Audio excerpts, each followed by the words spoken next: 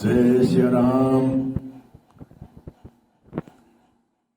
आज कई कहते हैं, कई संस्था में संचालक कि हम मांगते नहीं हैं, तो हम तो दान पेटी लगाते हैं।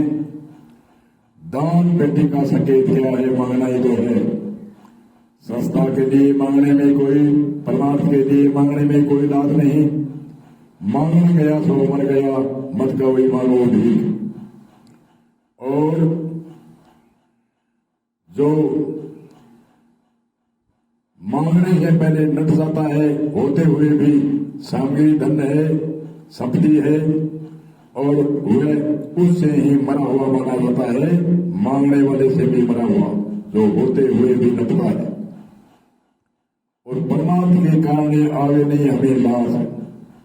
परमात्मा के कारण मांगने से हमें कोई लाज नहीं आती है। तो सूची हम रजिस्टर में सूची लिखते हैं, शिलालेख में नाम लगाते हैं, और अनेक जितनी भी संस्था है उनकी लगभग समरिका मरती है, उसमें फोटो लगती है, उनमें विज्ञापन होता है। तो ये कोई मार बढ़ाई के लिए नहीं, इन विज्ञापन से, सूची से, शिलालेख से जो ट्रस्ट संस्था होती है, उनको दान देने की एक आम आदमी की प्रेरणा जगती है। उनके भाव, दान देने का भाव जगता है, ऊर्जा आती है, उनमें दया का भाव आता है। दया धर्म का मूल है, पाप बोले अभिमान। इसलिए जो सूची में नाम देते हैं, नाम उसी का ही देते हैं जो दान देता है। कई क्षेत्र का नाम लेते हैं, अमुक क्षेत्र के दानदाता ने ये दिया।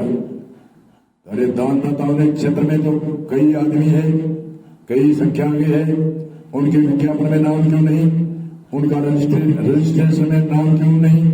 उनका शिलालेख में नाम क्यों नहीं? नाम उन्हीं का होता है जो दान देता है। नाम उन्हीं का लिखा जाता है शिलालेख में जो दान देता है, चाहे भामाशा रूप में हो, और चाहे दानदाता के रूप में हो, चाहे दानवीर के रूप में हो।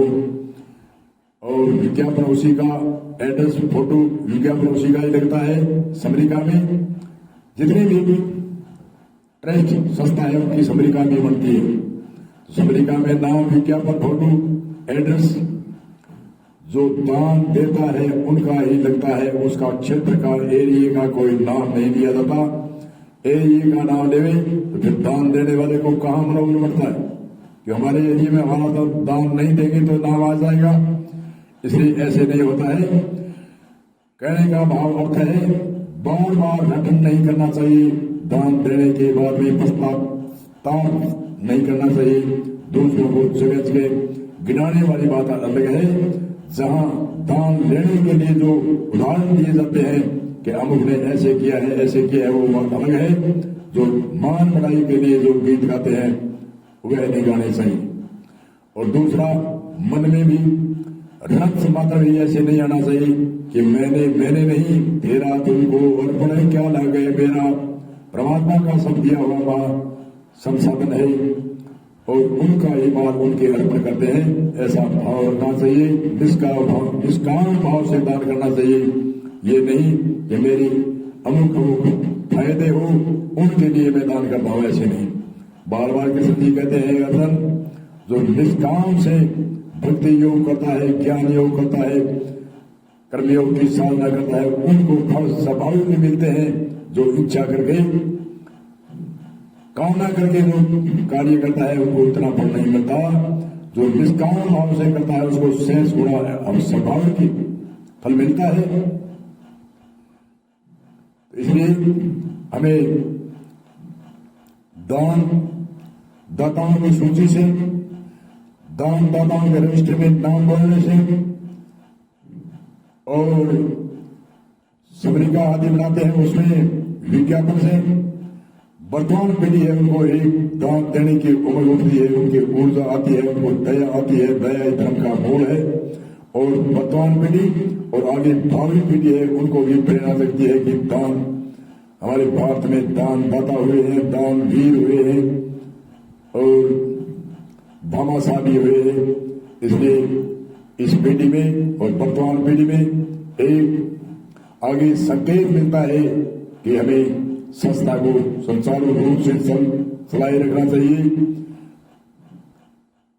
तो साइंस अनेक जनमानव का जो दान है, उससे कोई भी संस्था चलती है। एक आदमी से कुछ भी नहीं होता, चाहे कितना भी धनाढ़ी हो, एक से कुछ नहीं होता। सामूहिक एक प्रेम की ऊर्जा होती है और प्रेम की ऊर्जा में एक संगठन भाव से जो संस्था में दान दिया जाता है, कार्य किया जाता है, देखभाल की जाती है, वह निष्काम भाव से करनी चाहिए और मन में बार बार कोई भी ग्रंथ मात्र भी संकल्प नहीं आना चाहिए मैंने ऐसे किया है। परंतु जो दान लेने के लिए उदाहरण दिए जाते हैं, ऐसे अमुक आदमियों ने दिए है, हमें भी आप भी दो, ऐसे ऐसे उदाहरण दिए जाते हैं, वो अलग है। कई कहते हैं कि हम मांगते नहीं है, मांगने से क्यों? राजा नहुष की कथा सुन ली, तो राजा नहुष की कथा सुन ली, वो समझाने के लिए दृष्टांत विद्वानों ने क्या तरीके से दिया था। और आप मांगते नहीं तो क्या करते हो? हम दान पेटी रखते हैं, तो दान पेटी का संकेत क्या है? कहती क्या है दान पेटी? 1 या 2 या 3 रख दी, 3 जगह या 4 जगह। संकेत तो यही है कि इस दान पेटी में डालो। मुख से मांगने से क्या है? हाथ से रख दी, वह हाथ से मांग लो, इशारा हाथ से ही होता है। 4 वाणी है, इनमें 5वीं वाणी इशारा है। ये इशारा, ये वाणी है। ऋषि मुनियों ने 4 वाणी बताई। 4 वाणियों में एक ऋषि विद्वान जिन्होंने एक बड़ा सार निकाल करके कहा, एक इशारा ही एक 5वीं वाणी है। जो हाथ से इशारा करता है, आंख से इशारा करता है, मुख से इशारा करता है, जो इशारा है वही एक वाणी है। 4 वाणियों में 5वीं वाणी इशारा है। बात तो वह की वही है, पर तो कहने का अर्थ है परमार्थ के कारण आवे नहीं हमें लाज, और मांगने गया सो मर गया, मत कोई मांगो भीख।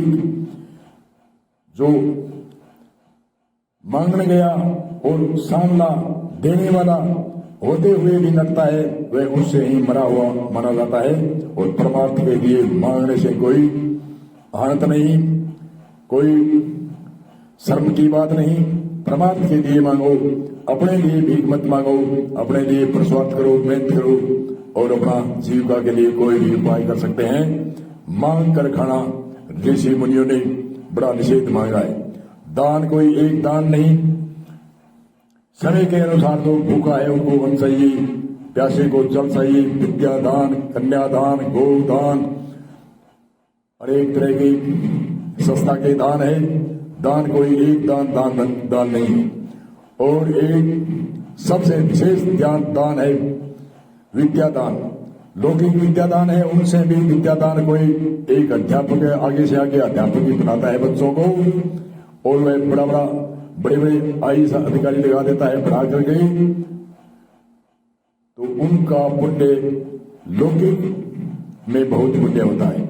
और परलौकिक में पुण्य, संत कहते हैं एक अज्ञानी को ज्ञान दो, सारी पृथ्वी का दान दो। यजुर्वेद की यति है, एक अज्ञानी को ज्ञान दो और सारी पृथ्वी के दान के समान मानते हैं, क्यों बार बार जन्म मृत्यु से छुटकारा हो जाता है। इसलिए ब्रह्म विद्या के दान के समान कोई दान नहीं है। ऐसे यजुर्वेद में एक यति है, एक अज्ञानी को ज्ञान दो, सारी पृथ्वी का दान दो। अब दानवीर, सूरवीर, ज्ञानवीर, दानवीर किसे कहते हैं, ज्ञानवीर किसे कहते हैं और सूरवीर किसे कहते हैं, इनकी भाषा आगे कहेंगे। हमारे संसार में 3 तरह के वीर है, दानवीर, सूरवीर और ज्ञानवीर। इसकी आगे चर्चा करेंगे अगले सूत्र में। बोलो जय श्री राम।